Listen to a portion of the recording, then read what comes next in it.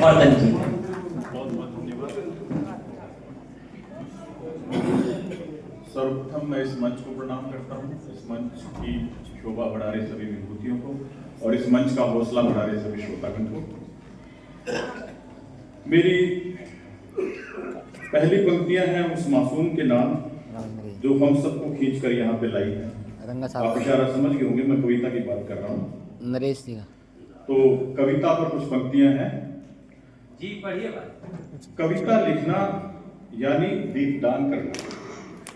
कविता लिखना यानी दीपदान करना, दीप को प्यार से सजाना, दीप को प्यार से सजाना, ध्यान से लहरों पर रखना और फिर उसे लम्हों के भरोसे छोड़ देना और नजरों से ओझल होते हुए देखते रहना।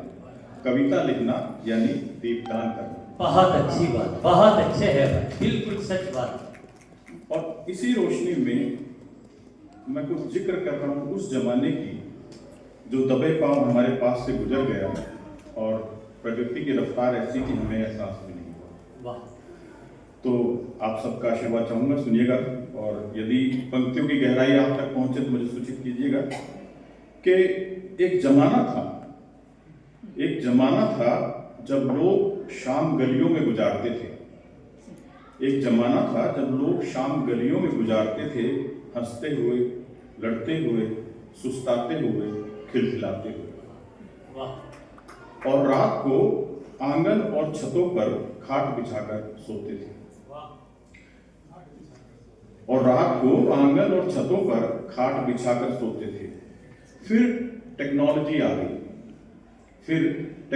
आ गई और आंगन, छतों और गलियों को छलनी कर गई। फिर टेक्नोलॉजी आ गई और आंगन, छतों और गलियों को छलनी कर गई। आजकल आंगन सुबकते हैं, छतें सिसकती हैं और गलियां तरसती हैं, मगर लोगों के पास फुर्सत नहीं है। लोगों को वहम है कि उनके पास क्या नहीं है। लोगों को वहम है कि उनके पास क्या नहीं है। सच यह है कि वो बेचारे बस दूरियों से घिरे हैं। वो बेचारे बस दूरियों से घिरे हैं। और कुछ पंक्तियां हमारी उस अंधी दौड़ के ऊपर जिन्होंने हमें ये समझाने की कोशिश की है कि खुशियां ही सब कुछ होती हैं और कैसे शिकायतों ने हमारी जिंदगी पर कब्जा कर लिया है। ध्यान दीजिएगा कि शिकायतों ने हमारी उदासियों को हमारी नहीं रहने दिया। वाह। शिकायतों ने हमारी उदासियों को हमारी नहीं रहने दिया। खुशियों की तरह कभी वो भी आती थी, पास बैठती थी, बतियाती थी और चली जाती थी, मगर अब देखते ही देखते धुंध की तरह घिर जाती हैं और देर तक धूल की तरह जमी रहती है। शिकायतों ने हमारी उदासियों को हमारी नहीं रहने दिया। और अंत करूंगा मैं कुछ पंक्तियों के साथ। और हो गया, ठीक है, धन्यवाद। बहुत अच्छे डॉक्टर साहब, बहुत अच्छे, बहुत अच्छी और सच्ची बात आपने कही है।